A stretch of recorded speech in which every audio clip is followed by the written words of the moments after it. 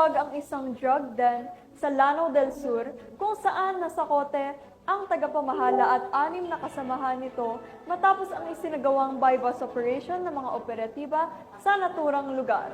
Patrolwoman Maricris Algabre sa balita. Matagumpay na isinagawa ng Philippine Drug Enforcement Agency BARM katuwang ang 55th Infantry Battalion ng Philippine Army at Wao Municipal Police Station ang isang bypass operation sa Purukto, Barangay Panang, Wao, Lanao del Sur noong ika-18 ng Nobyembre taong kasalukuyan.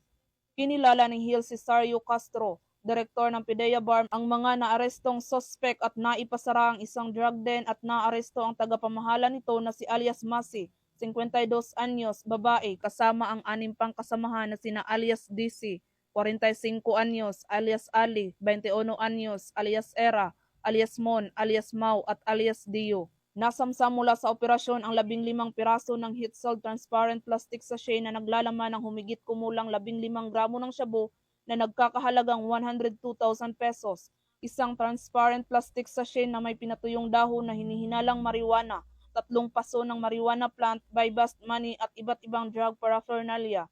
Samantala, kasong paglabag sa Republic Act 9165 o Comprehensive Dangerous Drugs Act of 2002 ang kakaharapin ng mga sospek kapag napatunayang nagkasala ang mga ito at kasalukuyang nasa kustudiya ng PIDEA Jail Facility para sa dokumentasyon at tamang disposisyon.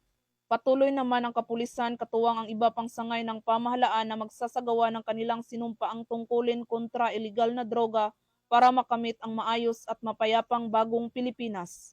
Mula rito sa rehiyon ng Bangsamoro, ako ang inyong PNN correspondent, Patrolwoman Maricris Algabre, alagad ng batas, taga-taguyod ng balita.